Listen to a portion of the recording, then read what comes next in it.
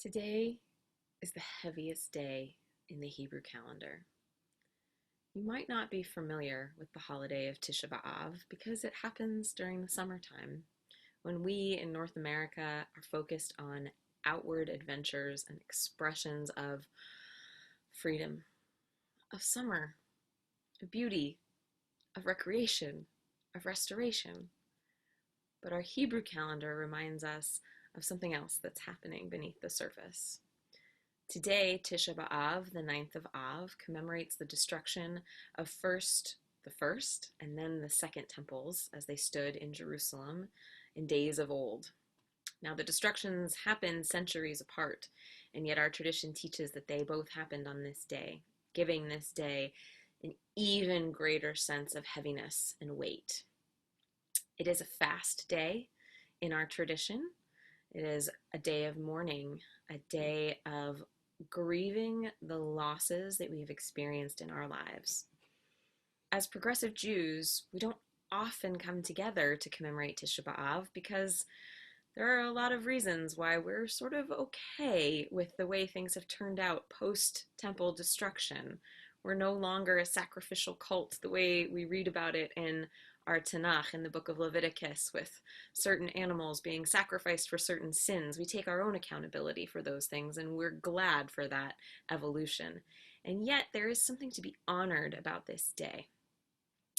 As I prepared my own Tisha B'Av spiritual practice this year, I turned to the book of Lamentations, the book that is traditionally read on Tisha B'Av.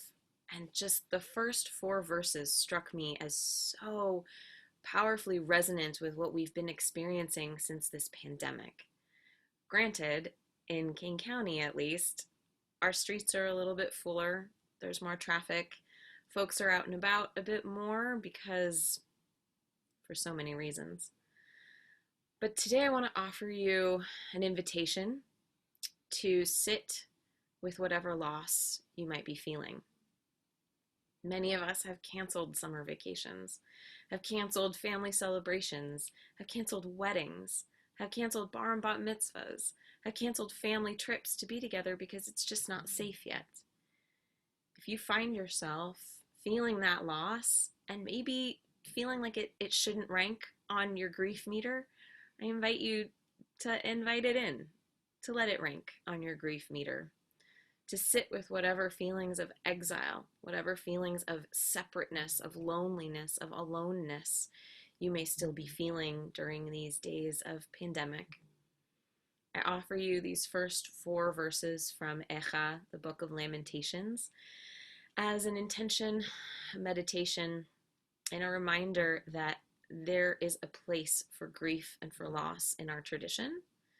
Yes, we are taught to choose life, and there is a time and a season for everything, to quote another one of our sacred scrolls. So I offer you these verses from Lamentations. Alas, lonely sits the city, once great with people. She that was great among nations is become like a widow. The princess among states is become a thrall. Bitterly she weeps in the night, her cheek wet with tears. There is none to comfort her of all her friends. All her allies have betrayed her. They have become her foes. Judah has gone into exile because of misery and harsh oppression. When she settled among the nations, she found no rest. All her pursuers overtook her in the narrow places. Zion's roads are in mourning, empty of festival pilgrims. All her gates are deserted. Her priests sigh. Her maidens are unhappy. She is utterly disconsolate.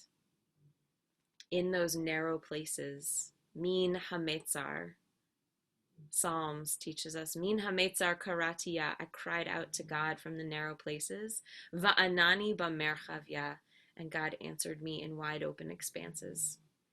On this Tisha B'Av, I invite you to sit with the narrowness in your life and to focus, once the day is over, on the expansiveness that you do get to feel, and to set intentions for more of that, while also holding space for pain and sorrow and loss.